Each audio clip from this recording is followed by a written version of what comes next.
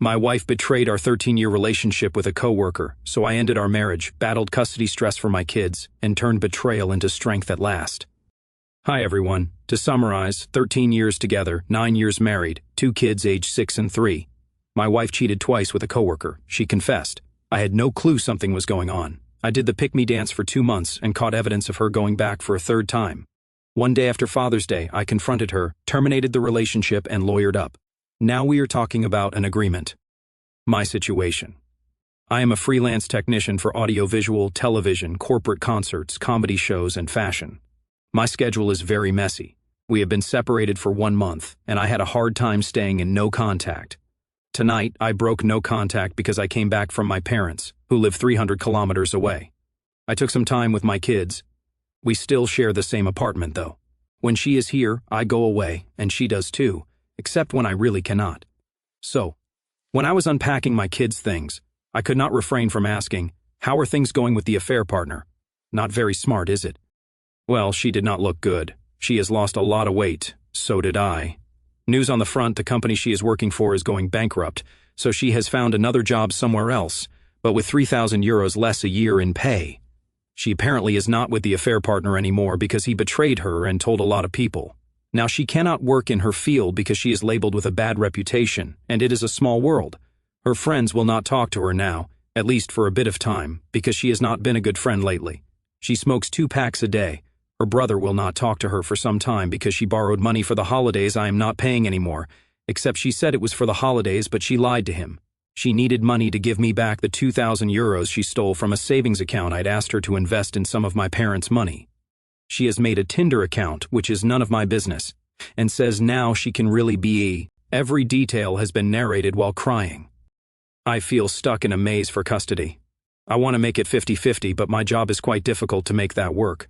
She wants to have full custody of the kids with me having free visiting rights whenever I want because according to her, she has ruined her life and wants to take care of the kids because they are all she has left. I feel like she has lost her mind. I feel that I am going to either have to work all the time to pay for child support or pay for someone to come home when I cannot. My parents and brother are far away, and I cannot ask them to come every 2 weeks, even for a day or two. I really want to raise my children. The situation is really stressful right now. I am under analytics to help me sleep and shut down my brain. I run 3 times a week, eat as healthy as I can, and have lost 14 kilograms in 3 months. I vent with friends and family. I know she is throwing self-pity at me, and she does not even want the relationship back, and I would not either, but this is hard. I am scared for the kids. I know she is a good mom because she has been so far, even though we have different views on education. I feel stuck in a loop. The amount of stress is overwhelming. Thanks for any advice. Ask for advice, and you are going to get some. First up, you are still thinking of her as your wife and partner, which is why you are having a hard time making the right decision. You should not give a hoot about her emotional manipulative nonsense. Consult with your lawyer and reach out to friends and family so that you can get a more objective perspective on what would be the proper course of action for you and your kids. Her issues are for her to deal with at this point, not your circus, not your monkeys. I know it is hard because one cannot just turn off their feelings for a person who once had an important role in their life, but the marriage is over and she did a lot of damage to cause that ending. As such, now you must establish proper boundaries and prioritize your interests and what is best for your kids. She sounds like she is not remotely stable enough to even be considered for 50-50 custody, much less full custody. She is clearly out of her mind. A good mom does not smoke 2 packs a day around her children. She is spiraling. Tell her she can be better than this. Have her start walking a lot, see a doctor for a checkup, and save herself from self-destruction. It is in your best interest to help her for the sake of your kids. Is not it better to divorce her when she has a job? Maybe tell the attorney to pause the process for now. Tell her, get your life and health on track and I will divorce you as soon as possible. Nothing says coping like 2 packs a day. The level of commitment to self-destruction here is truly commendable. 2 packs a day, that is dedication. And is not it delightful how she has managed to alienate not only her husband, but also her friends, with her impressive display of poor decision-making skills? And the no-contact rule? A move as timeless as it is ineffective. It is like trying to resist the allure of a freshly baked pie cooling on the windowsill. You know you should not, but temptation gets the best of you. But as the comments say, let go of the illusion of partnership, original poster, and embrace the clarity of independence. After all, Why waste precious brain cells deciphering her manipulative nonsense when you could be planning your glorious escape from the circus of her making? Update. Today, she is gone with our kids for her week of holidays. D-Day 1 was April 24th, when she confessed to the affair. I did the pick-me dance and tried to fix things. D-Day 2 was June 21st, when she cheated again and I discovered it. I asked for a divorce. Married for 9 years, with 2 kids aged 6 and 3, and an apartment we cannot sell for another year and a half. 1 month separated. We alternate staying in the apartment and cannot do much before the divorce is official. Today hurts like hell. I am a 37-year-old male, left alone in our apartment, and she is a 35-year-old female, gone on her week of holidays. We were supposed to go together this time of year, summer holidays, riding bikes, going to the beach, playing with the kids. I feel devastated, and it feels so unreal. I went to my individual counselor, did some paperwork, and went for a walk. Tonight I will be eating with a friend at a restaurant, and I tried to fill my weekend agenda, but I have too much time alone. Everyone is on vacation. On Monday, I am going to my parents in Normandy. I feel like I am regressing into a child who wants to cry to his mom, but I am looking forward to it. It hurts, it really does. I have got so much cognitive dissonance right now that I have even considered, what if she wants me back? We texted yesterday. I know I should not. She is not with the affair partner anymore. He played her. She is terrified of going alone for a week with our kids in a mobile home in the south of France. But I guess these are the consequences. I have the second week with my kids, and thank God my parents and niece will be with me. I cannot wrap my head around what is going on. I mean, I fully understand what is at play here, but I am doing what is recommended. Chump Lady's book, her blog, individual counseling, exercise, healthy eating, surrounding myself with love from friends and family, and talking openly about it. I cry, though I have not journaled yet, but I will. I feel like I have told the story 1,000,000 times, and yet it is still not understandable. I try to call my friends and family whenever I feel despair. Sometimes I do not even know what to say. I just do not want to be alone. I had everything. We had everything. I went through my hate and anger phase at the beginning, but now it is just sadness, despair, a void. The good news is, I still manage to get up, wash, shave, take care of my kids, put on some perfume, dress nicely, and work. But I have no dreams, no purpose apart from my kids. I am a sound engineer and audiovisual, passionate about music, a drummer. I play guitar, bass, and I love cinema series, concerts, and people. I have no connection to any of these things at the moment. I have zero libido, which is cruel because I am the kind who likes to eat, sleep, enjoy good times, and have sex. What is left to an epicure right now? I can still joke a bit. I do not know why I am writing this. I am tired and lost. I will get through this, but wow, I have never been hurt like this in my entire life. Your ex-wife is off gallivanting on holiday while you are left to wrestle with the ghosts of marital bliss in your oh-so-empty apartment. The joys of separation. But hey, at least you are ticking all the boxes of post-breakup self-care, therapy, exercise, healthy eating, and crying on cue. And let us not forget the obligatory spiral into what-if territory, because nothing says progress like revisiting the same mental hamster wheel over and over again, right? Just keep on trucking, keep on grooving, and remember, the only way out is through. Update. Hi everyone. I have been posting 2 to 3 times here, and I appreciate all the advice I have been given. Tonight, I feel like writing to the community to share. It is also therapeutic. French person here, a 37-year-old male betrayed by a 35-year-old female. 2 kids, 3 and 6 years old. Divorce is ongoing. You can read my previous posts for more details. I am returning from holidays with my kids tomorrow, and I am dreading coming home and having to see her face after 2 weeks, as we share the same apartment for now. I should use the following for stand-up comedy. This week, I had an absurd phone call with her about her cat. She left for the first week of holidays with our kids. I did not want to be alone and went to my parents in Normandy. Our neighbor fed the cat while we were away. I managed with the neighbor when I left, but she did not when she came back. I do not know her holiday schedule, so she got woken up by the neighbor at 10 a.m. Entering the apartment. This makes me smile, and somehow it is my fault. So she took advantage of this to blame shift again about the end of our marriage. The charm-pity-rage cycle is spot on. She has convinced herself that I am spying on her phone, rolling my eyes. A friend of mine who checks on me regularly told me, she is your best therapist, and he is not wrong. I have made progress because I could hear all the blame shifting, and it did not guilt me. I was able to just reply, I know my wrongs in the relationship. I am not sure you know yours, and anyway, it does not justify what you have put me through. When she insisted, I just hung up on her. but it made me think of all the things I did for her and for us as a family. When we started dating, I was in a do-it-yourself punk band, touring Europe and mostly the United Kingdom. I had no money, her parents are divorced, but wealthy on both sides. She is Jewish, I am not. I was raised Catholic, turned agnostic. I was never accepted by her parents because in their eyes, middle-class punk rocker is not a career, and I am not Jewish. But for 13 years, I sat at every Seder, every Passover, every Hanukkah. I gave my children her name, and I also took her name for various reasons. I agreed to circumcise my son. I took crap behind my back, and she never had my back in front of them or when I was not there. But still, I showed up for her at first, and for the kids after. Oh, and when the kids came into our lives, her parents did not like me standing my ground about education. On her mother's side, I felt judged all the time. Her stepfather is a nightmare. He judged me and maybe pushed me into depression while I was reconverting into a sound engineer because I was not following the career path he had in mind for me. I spent 2 months working in the apartment we bought together with my father, taking down walls, redesigning the place, and decorating it. She has not even hung one picture frame on any wall. I always had intentions for her. Often, I would buy her small things, nothing big, maybe a cookie on the way home, or a book I thought she would love. On Fridays, when I was not working, I would go to the next city's Jewish bakery to buy challah and traditional Jewish meals so we could do Shabbat as a family. I never wanted to convert.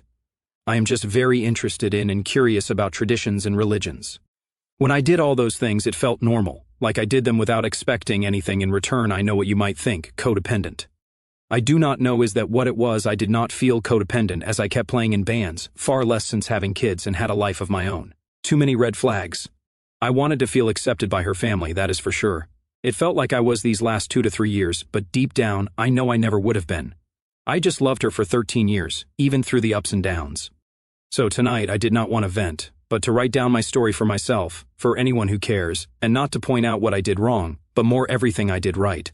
I try to focus on this. My mother told me while I was crying, she does not deserve you. Hell no, she does not deserve me. Thanks for reading. Ah, the classic tale of ignoring red flags, like they're mere suggestions instead of glaring warnings. It is like driving straight into a tornado while whistling a happy tune, pretending the storm clouds are not looming overhead. But who has time to notice warning signs when you are busy playing the role of supportive partner, right? From awkward family dinners to judgmental in-laws, you have weathered more storms than a seasoned sailor on the high seas. And let us not forget the foul stepfather who moonlights as a professional joy killer, because nothing says welcome to the family like a healthy dose of judgment and passive-aggressive commentary. You may have been blinded by love for 13 long years, but even the most resilient rose-colored glasses cannot hide the truth forever. Here is to acknowledging your own worth and realizing that sometimes the hardest battles are the ones we fight within ourselves. Update. As the title says, I found a place to live. It has enough space for me and my kids. It is not near the schools, but it is manageable. I am looking forward to it, but I am also torn. I have a few days ahead of me to pack things and get the fuck out of here, moving next Sunday. It is heart-wrenching to pack. I cried uncontrollably 3 times today. No contact was dang hard, as we have been living in the same apartment taking turns. But we met. There was one day where she was sad, called me, said she is sorry, etc. She was not with the affair partner anymore, so I got to experience the false remorse again.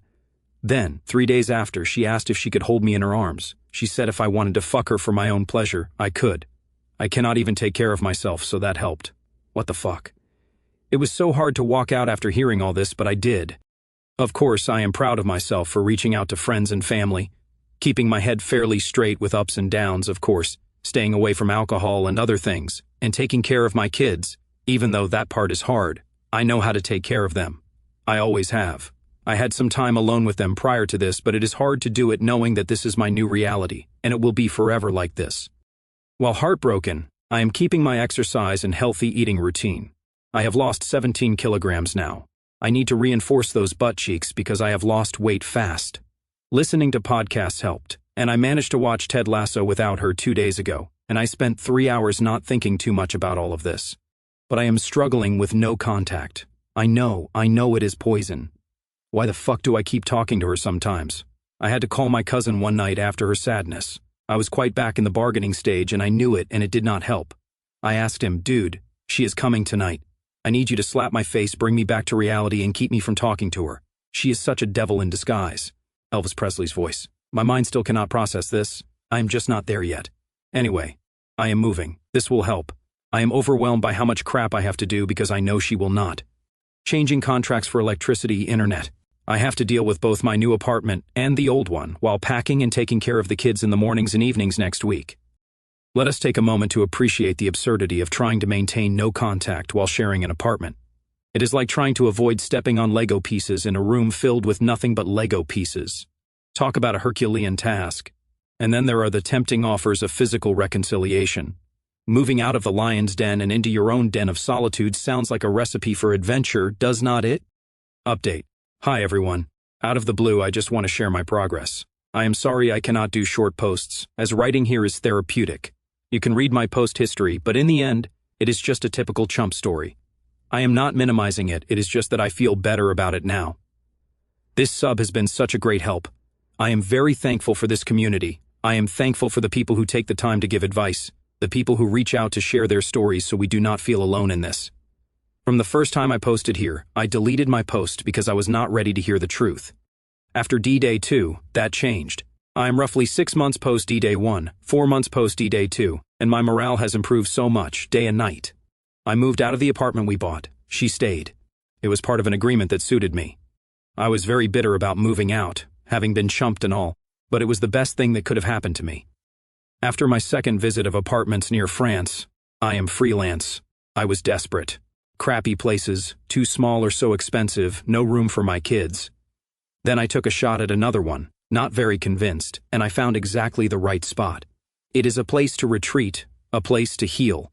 It is quiet, not so expensive, and I have a decent room for my kids, and they are happy. I am starting to enjoy being the captain of my own ship. I cook whatever I want. I take time to cook proper meals most of the time, just cook myself a nice green curry chicken and vegetables.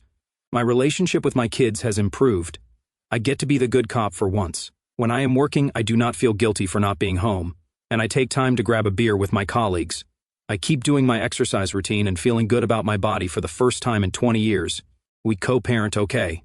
I impose and respect my boundaries with her now. She called last week at 10:30 p.m. to talk about the kids. I politely told her never to call me at this hour unless it is an emergency. I am home, not thinking about her. I have had ups and downs, but I feel the downs are less frequent. I do not think too much about the affair anymore. It pops up sometimes, but it is very, very manageable. I have used every means of getting better, took every advice, therapy, friends, family, exercise, journaling, getting the feelings out, getting up in the mornings, going to work, focusing. I have read the books, listened to the podcasts, and talked about it openly to anyone in my first, second, and sometimes third circle who is interested in knowing the details of what happened. They've all been very helpful. I am still doing a lot of it, but now I can also spend time not talking about it. I am starting to enjoy life again. Next step is getting back to playing music in a band. I am off Xanax since 4 weeks ago, and I sleep very well. I am not there yet, of course, but man, do I feel relieved. Relieved that the light at the end of the tunnel people talk about in this sub is getting brighter and brighter. Relieved that the pain is deflated. I cracked open my head last week and ended up in the hospital. Nothing really serious. I just walked into a tow truck parked on the side of the road. I was not looking up. The pain was brutal. It bled a lot, and the people took care of me. They stitched me up. I got home and cried a lot that day. I never felt so alone. The wound was fresh. Day after day it got better, and today it just itches. I know there will be a day when what happened these last few months will be a scar. Today, it still itches very much, but when that day comes, I will look at it and be thankful to the people who got me through this. I am proud of myself, stronger for it. I drove myself to the hospital, and the nurse took care of me. This is what people do here, and what friends and family are for. Reach out. Thanks for reading. Final update. Hi everyone. I have not posted in a while, and I wanted to share an update on my situation and bring some positivity. In my last post, I mentioned how much better I felt. Things have improved more and more over time.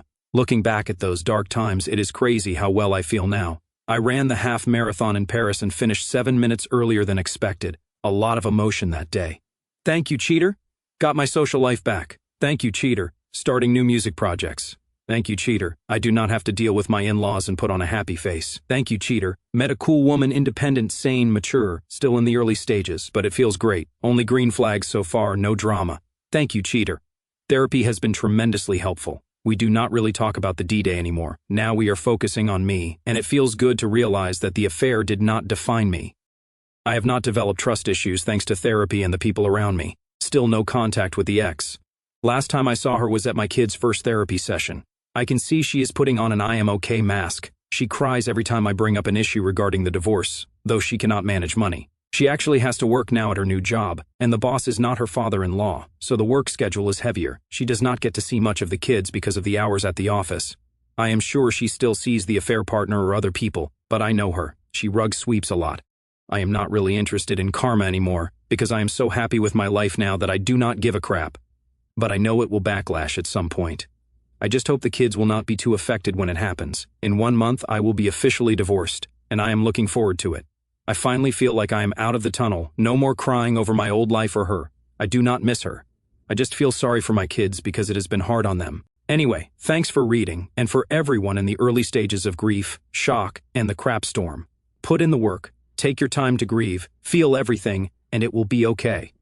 From running marathons to dodging emotional landmines, you have truly mastered the art of turning tragedy into triumph. Who knew a cheating ex could be the catalyst for a whole new lease on life? Talk about silver linings in the cloud of marital betrayal. Here is to scars that itch and wounds that heal, both literal and metaphorical. Because in the end, it is not about the pain we endure, but the strength we gain from overcoming it. Keep on running, keep on thriving, and remember, when life throws tow trucks your way, just duck and weave like a champ. Cheers to that original poster. What do you think? Have you ever been in the same boat? Share your experiences in the comments below, and thank you for joining us today. Be sure to like and subscribe and hit that notification bell so you do not miss out on our next video. See you next time.